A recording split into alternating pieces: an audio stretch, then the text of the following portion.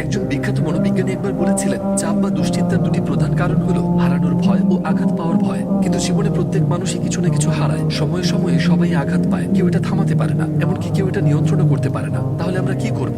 এর উত্তর লুকিয়ে আছে নবী ইব্রাহিম আলাইহিস সালামের দোয়ায়, হাসবুনাল্লাহু ওয়া নি'মাল ওয়াকিল। আমার মনে হয় আপনি এটা আগেও শুনেছেন। হাসবুনাল্লাহ অর্থ আল্লাহই আমার জন্য যথেষ্ট, কিন্তু ওয়া নি'মাল ওয়াকিল মানে আসলে কি? এর অর্থ তিনি সেই জন যিনি সবকিছু পরিচালনা করেন নিখুঁতভাবে। ওয়াকিল মানে এমন একজন যিনি আপনার পক্ষ থেকে সিদ্ধান্ত নিতে পারেন। তাহলে যখন আপনি বলেন আমি আল্লাহকে আমার ওয়াকিল মানি, তখন এর মানে দাঁড়ায় আমার জীবনে যাই ঘটুক সেটি তারই সিদ্ধান্ত, তার চাওয়াই আমার জন্য সর্বোত্তম, আর আমি তাতে সন্তুষ্ট থাকি। সহজভাবে বললে আমরা এই জীবনের কোনো কিছুই নিয়ন্ত্রণ করতে পারি না, আর যতই চেষ্টা করি না কেন কিছু বিষয় একেবারেই আমাদের হাতে থাকে না। আর ঠিক তখনই এই দোয়াটি কাজে আসে। এতে মূলত বলা হয়েছে, হে আল্লাহ, আমি আমার দায়িত্বটুকু পালন করেছি, এখন আমি ফলাফলটা আপনার উপর ছেড়ে দিচ্ছি, কারণ আপনি আমার চেয়েও ভালো জানেন। আপনার সিদ্ধান্তই সবসময় আমার সিদ্ধান্তের চেয়ে উত্তম। আমি আপনার কাছে আত্মসমর্পণ করলাম, আপনি আমার জন্য যথেষ্ট। আমি আপনাকেই বিশ্বাস করি আমার সব বিষয়ে। আর এরপরই উদ্বেগ